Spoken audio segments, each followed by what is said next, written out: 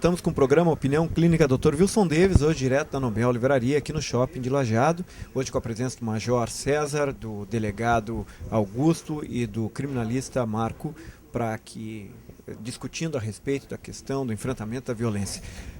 Fomos para o intervalo tratando também dessas causas da violência, mas eu quero pegar uma palavra do delegado Augusto, quando fala do tráfico de drogas.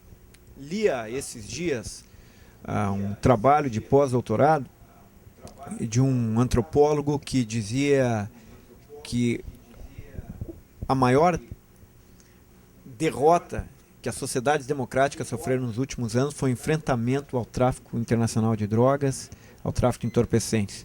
Nunca se investiu tanto aparato militar, tantos recursos públicos, tanta gente envolvida para uma derrota tão grande no sentido de só ter aumentado. É na história das sociedades democráticas, a partir do século XX, segundo ele e segundo análise, inclusive colocadas pelos relatórios da ONU, a maior derrota dessa democracia para enfrentamentos como este, que era o caso do narcotráfico e das drogas. Major, o Vale do Taquari é de fato um corredor para a questão das drogas? É um corredor pela localização do Vale do Taquari, que tem saída para a Serra, para o Planalto, para Porto Alegre, para a região metropolitana. É o problema maior mesmo, concordo com o delegado Augusto, é o nosso maior problema aqui é o tráfico de drogas. Muito grande mesmo. Cada vez se aumenta mais também o número de consumidores. E através do tráfico de drogas, então, é que surgem as ocorrências de homicídio, de furtos, de roubos. Então, quase tudo aqui no Vale do Taquari tem origem no tráfico de drogas. E nós sabemos também que o grande traficante, aquele mega traficante, nós não temos muitas vezes nem ideia de quem seja. Eu concordo com o doutor também sobre o investimento na parte de inteligência, né? Muitas vezes são pessoas conhecidas, famosas inclusive, que são os mega traficantes. Então, na maioria das vezes nós acabamos, eu falo pela brigada, prendendo o pequeno traficante, aquele que repassa a droga. E esses pequenos traficantes, aí sim entra aquela questão social, eles são recrutados pela origem deles, de falta de dinheiro, pela índole também, concordo com o delegado que ele falou, porque senão nós teríamos os brigadianos todos corruptos, porque se for falar em salário, né, então eu acredito muito que seja da índole da pessoa, do caráter da pessoa, da criação da pessoa. Né, então, a falta de dinheiro não quer dizer que a pessoa vai se tornar um assaltante aí. Também voltando ao assunto anterior lá que o senhor falou, o doutor falou, eu penso também que o furto de um botijão, em que não aconteça nada para quem furtou o botijão, amanhã ele vai estar furtando uma geladeira, depois ele vai estar furtando a casa inteira, talvez ele esteja matando. Então, normalmente as coisas acontecem assim, com pequenos furtos, depois vai se aumentando. Né? Então, a gente ouviu falar, todo mundo conhece lá aquela política dos Estados Unidos que Nova York criou, que é das vidraças quebradas, da tolerância zero. Eu pessoalmente sou muito favorável a isso. Só que, claro, nós estamos no Brasil, acredito que não teria como fazer isso agora.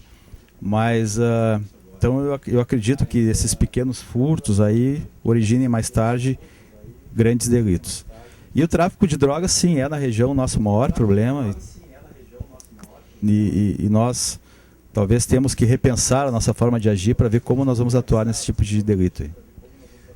Doutor Merrier, obviamente, não vem ao caso, mas incomoda, obviamente, o fato de tanta gente envolvida em drogas e um escritório onde trabalha com questões criminais, um criminalista, ter que muitas vezes está fazendo o uso democrático, preparando a defesa de questões tão problemáticas como são traficantes.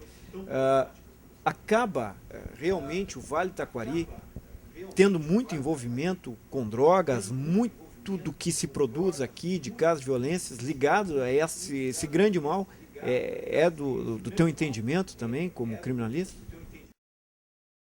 Eu devo infelizmente concordar com as autoridades aqui presentes. Eu acho que dos júris que eu fiz, né, do ano passado até os 3 anos, eu acho que digamos, o impulsionar do delito estava relacionado à droga.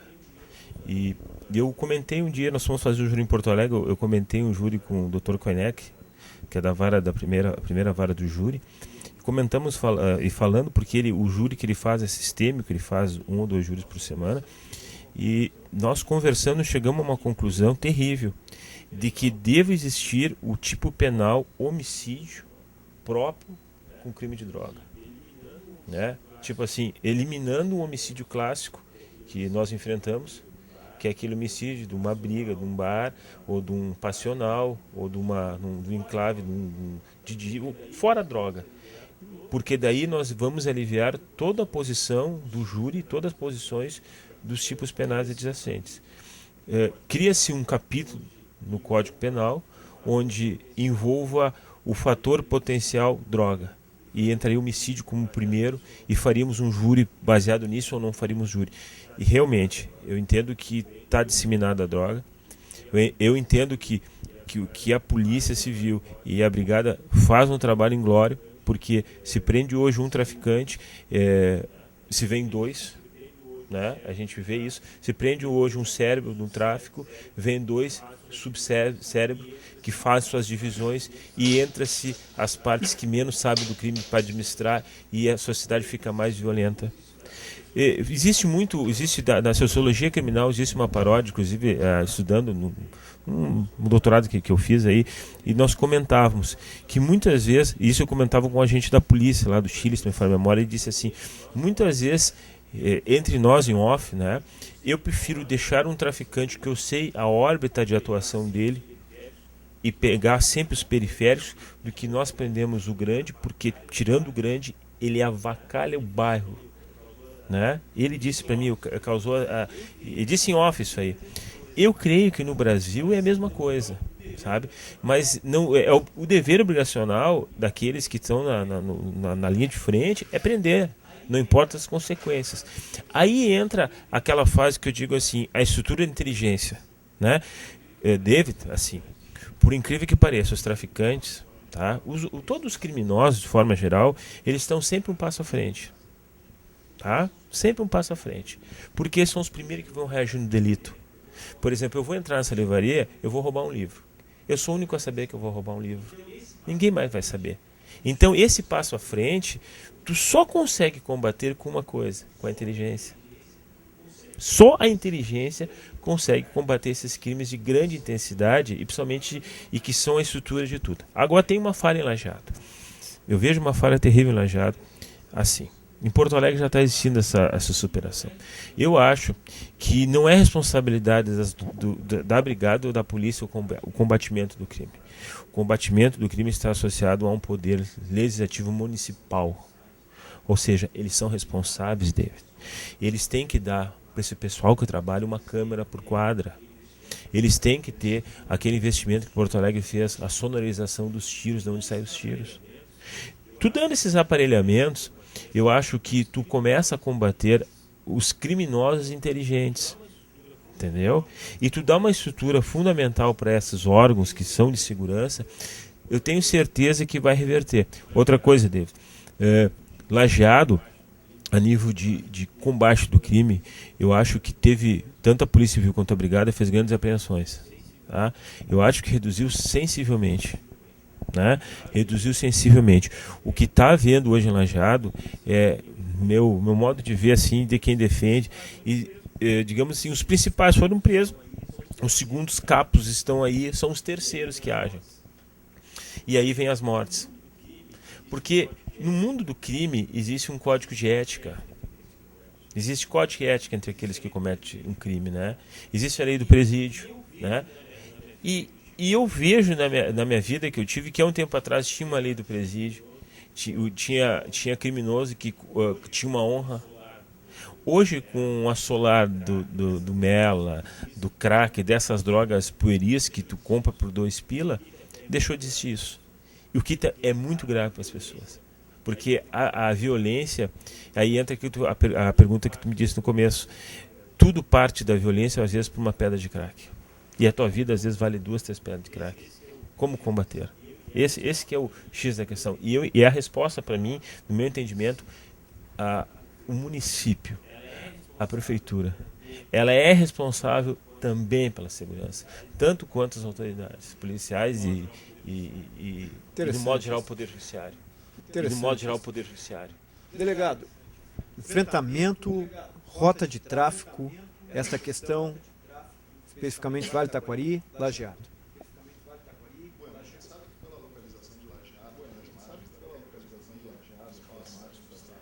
Para o Paraguai, obviamente que vamos dizer assim, a grande quantidade do entorpecente que entra no estado passa por Lajeado. Não se destina para Lajeado a grande parte, se destina para a região metropolitana e para Porto Alegre. Mas, obviamente, passa por aqui, né? Por quê? Porque todos sabemos, entra pelo Paraguai, entra pela Bolívia, né?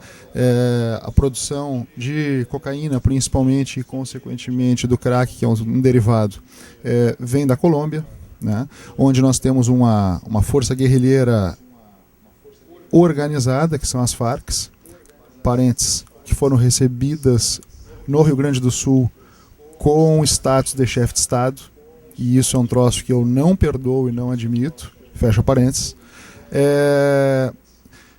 Eu acho que a grande questão que nós temos que passar é que é o seguinte: o Adam Smith, lá na Riqueza das Nações, 1776, ele já ensinou. Lei da oferta e da procura. Princípio básico, qualquer estudante de primeiro semestre de economia sabe, enquanto existir demanda, vai existir oferta. Não adianta tu combater a oferta se tu não resolver a demanda. O que nós estamos fazendo, nós policiais, Brigada Militar, Polícia Civil, Polícia Federal, Polícia Rodoviária, enfim, a gente tenta combater a demanda. Demanda do traficante rasteiro.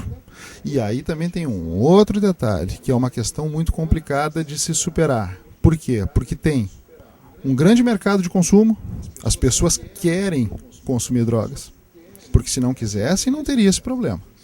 E outra, a droga dá muito dinheiro para quem fica no alto escalão.